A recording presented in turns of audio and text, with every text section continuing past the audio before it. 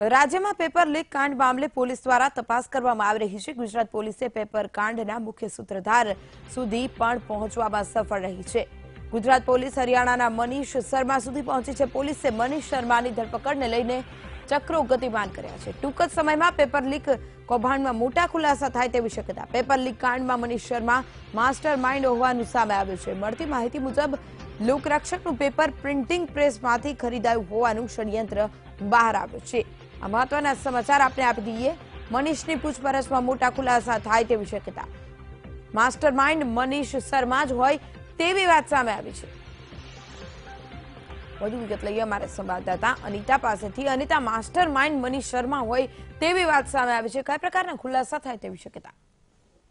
જેમાં ખાસ કરીને એલઆઈડી નું પેપર લીક મામલે પોલીસ જ્યારે તપાસ કરી હતી ત્યારે સૌથી પહેલા યશપાલ માસ્ટરમાઇન્ડ હોવાનું સામે આવી રહ્યું હતું, પરંતુ જેમ જેમ તપાસ આગળ વધી રહી હતી તેમ દિલ્હીની ગેંગ સક્રિય થઈ હતી અને સમગ્ર જે રેલો જે છે તે હરિયાણા સુધી પહોંચ્યું હતું અને હરિયાણાનો આ જે મનીષ શર્મા છે તે સમગ્ર પેપર લીકનો માસ્ટરમાઇન્ડ છે, કારણ કે અગાઉ બી મનીષ શર્મા વિરુદ્ધ પેપર લીકને લઈને 3 થી 4 ગુના નોંધાઈ ચૂક્યા છે અને જે મધ્યપ્રદેશમાં એફસીઆઈનું જે પેપર લીક થયું હતું તેમાં જે ખુદ મનીષ પોતે વોન્ટેડ છે તેની સાથે અશોક સાહુ પણ સંડોવાયેલો હતો અને મનીષ શર્માએ જ પોતે પ્રિન્ટિંગ પ્રેસ પાસેથી 2 કરોડમાં આ પેપર ખરીદ્યું હતું।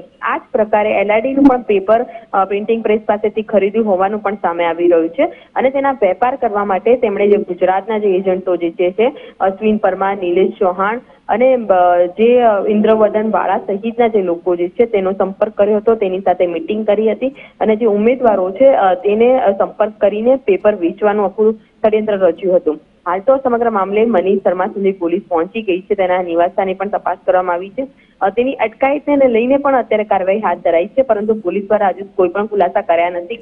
પરંતુ તેની પૂછપરછ બાદ આજે પ્રિન્ટિંગ પ્રેસનું જે નામ સામે આવ્યું છે તેમાં મહત્વના ખુલાસા થાય અને જે મોટા માથા જે હજુ પણ છુપાયેલા છે તેનો પર્દાફાશ થાય તેવી શક્યતા અત્યારે વ્યક્ત કરવામાં આવી રહી છે। જી અનિતા, જે રીતે આપણે કહ્યું અનેક વાર એ નામો બદલાઈ ચૂક્યા છે કે જેને માસ્ટર માઇન્ડ કહેવામાં આવ્યા છે। આખરે માસ્ટર માઇન્ડ ક્યારે પકડાશે? કારણ કે અનેક નામ બહાર આવ્યા બાદ તેમ છતાં જે મુખ્ય સૂત્રધાર છે ત્યાં સુધી પહોંચી શકાતું નથી। મનીષને લઈને આપનું શું કહેવું છે? હજી ચોક્કસ જે પ્રકારે માસ્ટર માઇન્ડ બદલાતા રહે છે, શરૂઆતના સમયમાં યશપાલ જે ઠાકોરનું નામ હતું, ત્યારબાદ ઇન્દ્રવદનનું નામ આવ્યું હતું, નિલેશ ચૌહાણનું નામ આવ્યું હતું, પરંતુ આ તમામ તો મોહરા હતા, આજે ગુજરાતના એજન્ટો હતા। અત્યારે હાલ પોલીસના જણાવ્યા પ્રમાણે માસ્ટર માઇન્ડ મનીષ શર્મા છે જેણે આ પેપર પ્રિન્ટિંગ પ્રેસ પાસેથી ખરીદ્યું હતું।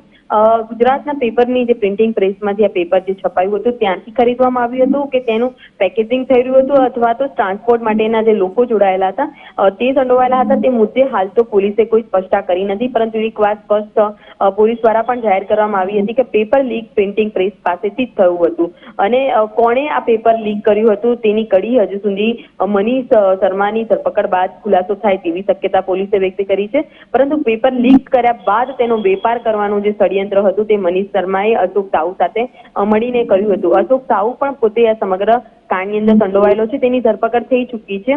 તે રેલવેમાં પહેલા નોકરી કરતો હતો અને રેલવેનું પેપર લીક કર્યા બાદ તેણે આ પ્રકારે મોટો ધંધો શરૂ કર્યો હતો, જે સરકારી જે પેપરો હોય તેને લીક કરીને લોકો સુધી પહોંચાડવાનો। આ સમગ્ર મામલે હાલ તો અશોક સાહુની અગાઉ પણ ધરપકડ થઈ ચૂકી છે અને આખા નેટવર્કની અંદર કેટલાય મોટા માથા સંડોવાયેલા હોવાની પણ શક્યતા અત્યારે વ્યક્ત કરવામાં આવી રહી છે। જી આભાર અનિતા, સમગ્ર વિગત લઈને અમારી સાથે જોડાવા બદલ। તો આખરે મોહરા પાછળ ચહેરો કોણ તે મોટો સવાલ